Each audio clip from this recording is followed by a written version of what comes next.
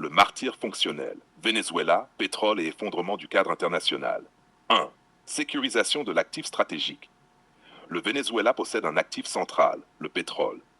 En signant des accords de long terme avec la Russie et la Chine, 20 ans, Caracas a verrouillé cet actif hors de portée immédiate américaine.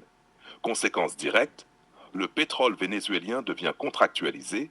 Toute action militaire ou coercitive implique désormais deux puissances systémiques. Le coût d'une intervention augmente fortement.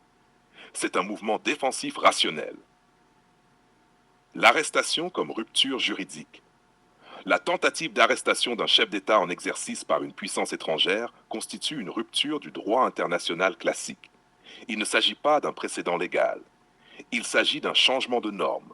La force remplace le droit. À partir de ce moment, aucune frontière n'est plus juridiquement protégée. 3. Effets systémiques globaux.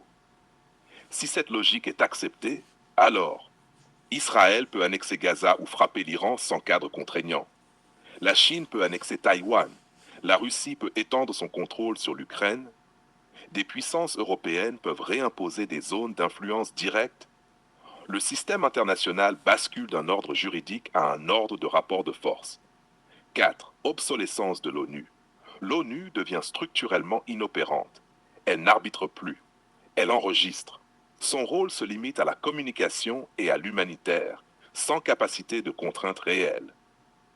5. Limite opérationnelle américaine. Les États-Unis disposent de moyens de sanctions et de pression diplomatique.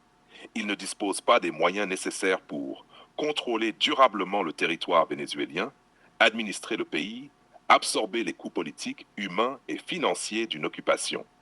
Toute action directe serait asymétrique et coûteuse. 6. Le martyr comme variable de stabilisation.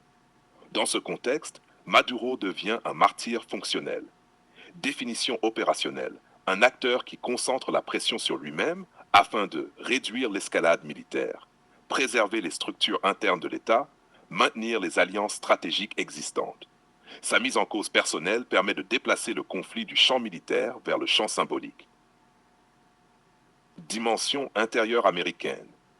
La séquence répond principalement à des impératifs de politique intérieure américaine, posture de fermeté, signal électoral, gestion de l'opinion publique. Elle n'altère pas la trajectoire stratégique du Venezuela. Conclusion. Le Venezuela ne change pas d'orientation. Ses accords tiennent.